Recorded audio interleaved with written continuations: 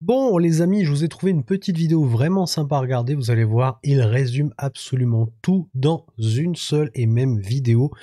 Malheureusement la qualité, je vous préviens tout de suite, elle est un peu dégueulasse parce que c'est quelqu'un qui a refilmé cette vidéo et qui l'a repartagée parce qu'apparemment la vidéo d'origine de la personne que vous voyez à l'écran, eh bien, a été supprimée. Donc c'est de la censure, littéralement, et vous allez voir pourquoi.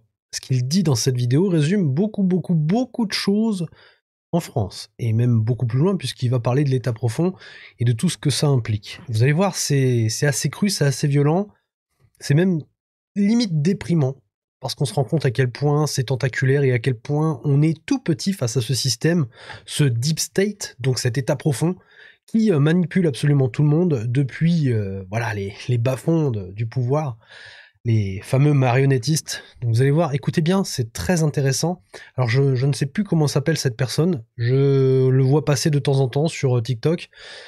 Je suis même abonné à son compte, il me semble, je crois que je le suis, mais malheureusement j'ai un petit problème, je ne retrouve plus le nom de cette personne, donc je ne pourrais pas vous le partager. Si vous l'avez, n'hésitez pas à le partager dans les commentaires. En tout cas, je vous laisse écouter, je vais essayer de pas trop le couper, voire peut-être même pas du tout, parce que je pense que j'ai pas grand-chose à rajouter.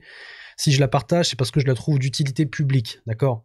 Si je la partage, c'est parce que je trouve que tout ce qu'il dit dans cette vidéo est très pertinent, et je pense que tout le monde devrait au moins avoir ce type d'informations, voilà, passer sur son fil, enfin bref, à disposition, quoi. Écoutez bien parce que c'est assez violent, et je suis désolé vraiment pour la qualité. Ça devient très dangereux. Ils sont en train de tuer tout le monde. Tuer tout le monde. Voilà. Ils ont failli tuer ou enfermer dans un hôpital psychiatrique Pierre Jovanovic. Ils viennent encore de défenestrer du 8e étage un artiste connu, que vous connaissez probablement, hein, qui dénonçait la magouille et la mafia démocratique, faussement démocratique européenne et française. Ils ont suicidé François Fèvre, qui était le chirurgien de Brigitte Macron. Ils ont tué Éric Dénessé, soi-disant suicidé. Ils ont aussi suicidé Monsieur Marley, je ne sais pas si vous le connaissez, voilà, qui dénonçait également les magouilles de l'Alstom, etc., de Macron et la Cour des comptes et toutes les magouilles qu'il peut y avoir. Ça commence à devenir vraiment franchement dangereux. Il y a 6 agents ou 4 agents de la DGSI qu'on a trouvé suicidés. Bref, ça devient vraiment franchement très grave. Ils ont également défenestré mon ami Stéphane Blay maintenant il y a plusieurs années, mais pour des raisons inconnues. Stéphane Blay qui dénonçait lui carrément le sionisme qui a l'emprise sur la France. Et aujourd'hui, cette emprise est tellement gravissime qu'ils ont même failli tuer Donald Trump. Hein. Je rappelle qu'il a pris une balle dans l'oreille et que depuis cette balle dans l'oreille, finalement, on est passé d'un homme politique qui a été élu, qui nous a promis la déclassification de beaucoup de choses, du dossier JFK notamment, des dossiers Epstein, à quelqu'un qui nous dit qu'il n'y a pas de dossier Epstein, que les listes n'ont jamais existé. Bon, très bien, alors qu'il y a de nombreux procès, notamment contre le prince Andrew et d'autres gens, que le petit Macron qui fournissait Epstein en jeune fille fraîche avec son agence de mannequin, Monsieur Buñuel, a été retrouvé suicidé dans sa cellule, comme Jeffrey Epstein. Ce sont bien entendu des réseaux du Mossad, tout ça. Donc voilà pourquoi ça n'a pas été révélé. Donald Trump aujourd'hui est sous le joug de menaces du Mossad directement, donc d'Israël. Il est obligé de lécher le fion de Netanyahou. Il a même dit il y a quelques jours que Netanyahou était le plus grand homme de la planète. Et Netanyahou lui a dit finalement je vous remets l'enveloppe du prix Nobel de la paix. Hein, puisque c'est Netanyahou qui décide qui doit être le prix Nobel de la paix. Pour vous dire à quel point ce lobby est extrêmement puissant et à quel point c'est eux qui tiennent l'Occident, mais totalement. Et aujourd'hui, ceux qui veulent se mettre en travers de leur route sont tout simplement éliminés. Hein, donc je vais peut-être arrêter. On ne peut pas vaincre le Deep State. Le Deep State, c'est Mossad, CIA, Banque Centrale, Rothschild, BlackRock, Soros, lié avec le Likoud, Netanyahou et toute cette clique, c'est ça le Deep State. On ne peut pas les vaincre. Pourquoi? Parce qu'ils ont tous les milliards de toutes les nations qui sont surendettées avec leur système d'endettement Rothschild. La France ne fait pas exception, nous sommes à leur botte totalement. Le seul pays qui a résisté à cette mafia, c'est la Russie. Et ils veulent absolument déglinguer la Russie et ils n'y arriveront pas. Aujourd'hui, il fait meilleur aller se réfugier en Russie que d'aller se planquer en France pour un mec comme moi. Je vois que Macron va encore donner, je crois, 2 de vos milliards à l'Ukraine. Il a promis encore 40 milliards à l'Ukraine. Vous n'avez plus d'argent pour vos hôpitaux, vous n'avez plus d'argent pour rien. On va vous sucrer le RSA. Vous ne vous réveillez pas. Je n'ai pas envie, moi, de continuer à faire...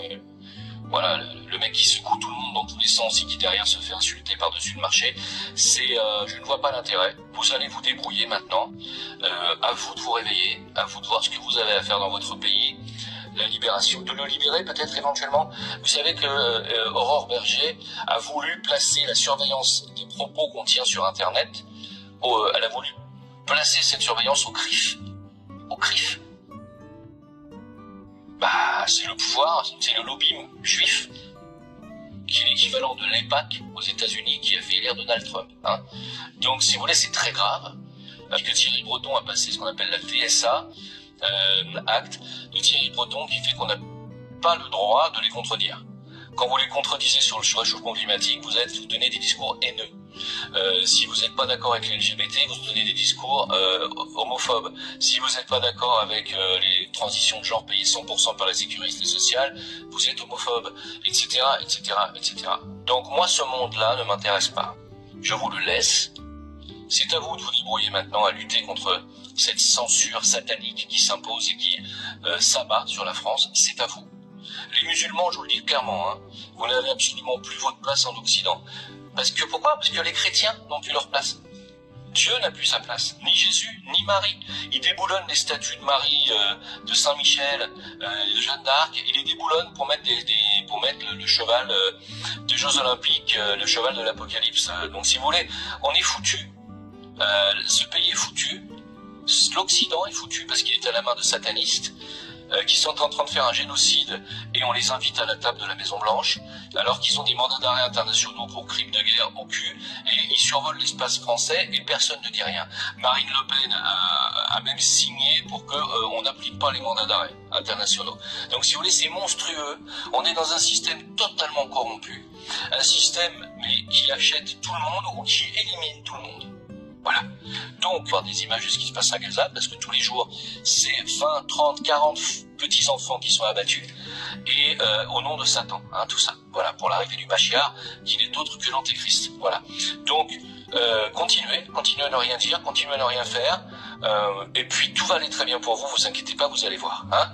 Ils vont prendre votre argent, ils vont ponctionner sur vos comptes, et ils vont l'envoyer en Ukraine. Alors, profitez bien de vos vacances, c'est peut-être les dernières, à moins que les prochaines vous les passiez en Ukraine pour aller réclamer tout l'argent qu'on vous a volé. C'est vous qui voyez. Hein. En attendant, en Ukraine, pendant que l'Ukraine se fait littéralement déglinguer par l'armée russe, il y a 6 000 millionnaires et 50 milliardaires de plus depuis le début de la guerre. Voilà. Donc c'est vos 43 milliards que vous avez donnés. Je répète, depuis le début de la guerre, il y a 6 000 millionnaires supplémentaires et 50 milliardaires en plus en Ukraine en 3 ans et demi. Voilà qui devrait peut-être vous réjouir. Allez, salut.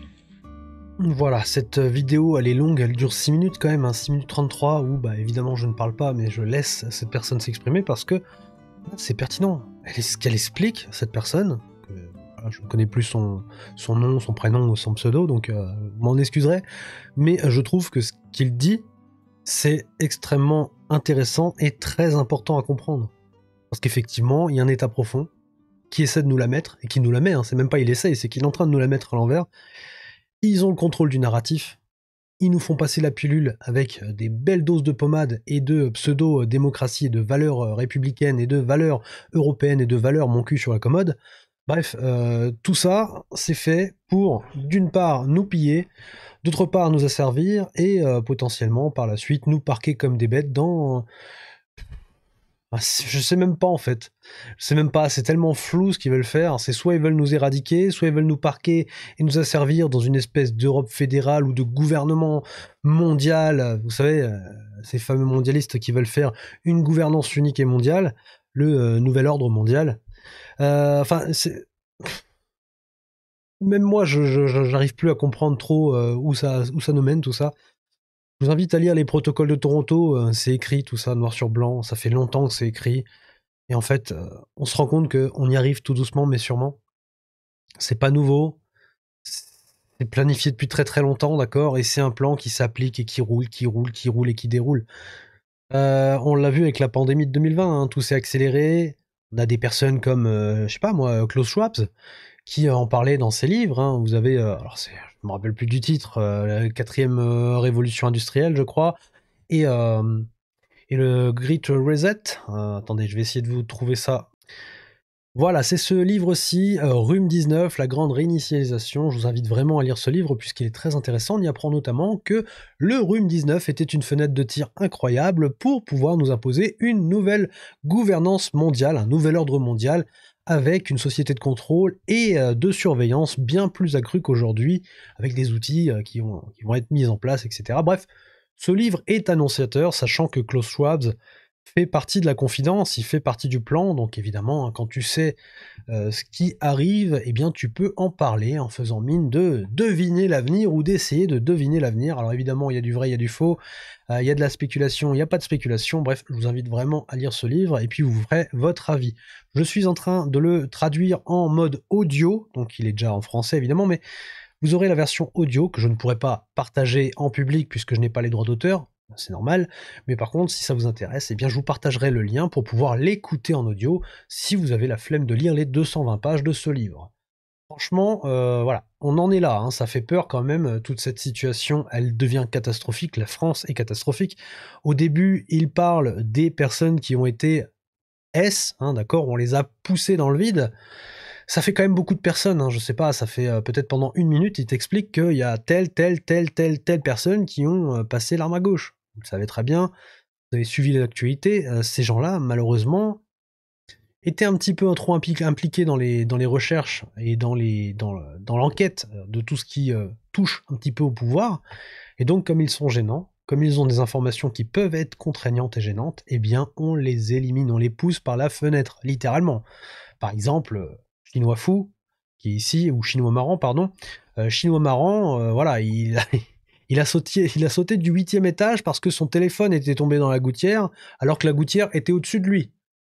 Faut m'expliquer comment il est tombé au-dessus de lui, le téléphone, et pourquoi il a chuté comme ça. Enfin bref, c'est des histoires à dormir debout, mais apparemment ça fonctionne plutôt bien, puisque il y a beaucoup de gens qui pensent que cette personne est tombée, malheureusement, parce qu'il voulait récupérer son téléphone. Bon, après, chacun pense ce qu'il veut, évidemment, je vous invite à réfléchir par vous-même et à vous faire votre propre avis. Mais effectivement, le pouvoir est fou. Donald Trump, pareil, hein, qui est contrôlé, sûrement, peut-être, j'en sais rien, on va aller savoir, hein, je suis pas derrière Trump. Mais une chose est sûre, c'est qu'il n'arrête pas de retourner sa veste. Il nous fait du en même temps à la Macron. Voilà, c'est assez bizarre, hein, de voir ça de Trump. Mais bon, on verra bien à la fin eh bien de son deuxième mandat ce qu'il en sera. On fera le bilan à ce moment-là. Est-ce que c'était un visionnaire? Est-ce que c'était quelqu'un d'intègre? Ou est-ce que c'était juste un menteur de plus ou une personne de plus manipulée? Je ne sais pas. Encore une fois, j'ai pas boule de cristal, pardon, mais bon, ça laisse à réfléchir. Et puis tout ce qu'il raconte par la suite. Là, je vois Banque de Rothschild, enfin, tout cet état profond qui tire les manettes et les ficelles. Eh bien, aujourd'hui, on commence à voir les taux se resserrer autour de nous. Il faut absolument se réveiller. Comme il le dit, malheureusement, les gens ne veulent pas se réveiller. Et en attendant, eh bien, tu as 6000 millionnaires de plus en Ukraine et 50 milliardaires de plus. Ça, c'est notre fric qui arrose ça, hein. C'est notre argent qui est détourné, qui est blanchi. C'est pas, c'est pas utopique, hein. Enfin, je veux dire, vous le voyez à la télé. Vous le voyez très très bien, ça. Par contre, c'est montré, ça. Il te l'explique. Bon, allez, on va encore donner 2, 3, 10, 15, 20 milliards à l'Ukraine pour X raisons. Parce qu'il faut aider, il faut aider. Parce que, attention, l'Ukraine, c'est le pays de la démocratie, hein. Franchement, il faut absolument aider l'Ukraine. Il n'y a pas meilleure valeur que l'Ukraine. Donc il faut aider l'Ukraine par tous les moyens possibles. Il faut faire la guerre, il faut la soutenir, il faut envoyer les milliards, il faut envoyer les armes, il faut envoyer les hommes, il faut envoyer tout. Hein, d'accord? Envoyez les bijoux de famille, s'il vous plaît. Pendant ce temps-là, il y a 6000 millionnaires de plus en Ukraine et 50 milliardaires. Enfin, je ne sais pas si vous vous rendez compte, milliardaires. Il y a eu 50 milliardaires supplémentaires, juste cette info, on s'en fout des millionnaires. Sérieusement, ils sont à évacuer les millionnaires. Les 50 milliardaires, on parle de milliards. Juste 1 milliard déjà, c'est inconcevable pour certaines personnes. Devenir milliardaire, c'est quasiment mission impossible dans cette vie. Et là, il y en a 50 en Ukraine, alors que c'est le pays qui est en ruine, c'est en guerre, c'est en feu, c'est à sang. Bon, faut pas chercher trop trop loin, d'accord? Ça veut dire que cet argent, il est parti. Cet argent, on ne le reverra plus jamais. Par contre, il y en a qui sont en train d'en profiter. Et il y a des gens qui font encore les autruches et qui osent penser qu'en allant voter RN ou LFI ou mon cul sur la commode, tout va changer. Bah non, ça changera pas, malheureusement. Voilà, n'hésitez pas à partager cette vidéo parce que je la trouve vraiment d'utilité entre guillemets publique, hein, même si en vrai, les gens n'écoutent pas spécifiquement ce genre de vidéo. C'est dommage, parce que si on était beaucoup plus informés, bien potentiellement il y aurait une plus grande portion de la population qui se réveillerait. Je dis pas que ça serait le cas, mais en tout cas, ça y contribuerait. Parce que les gens ne veulent pas ouvrir les yeux. Et ça, c'est triste. N'hésitez pas à liker, à partager, et puis on se retrouve pour une prochaine vidéo et en live, très certainement, dans quelques jours, quelques semaines, quand j'aurai un petit peu de temps. Et puis en attendant, bah, je vous fais des bisous, et puis je vous dis, encore une fois, utilisez votre cerveau, faites fonctionner vos méninges, et puis voilà, hein, faites-vous votre propre avis sur ce que je vous partage et sur ce que les autres vous partagent. Allez, à bientôt mes amis.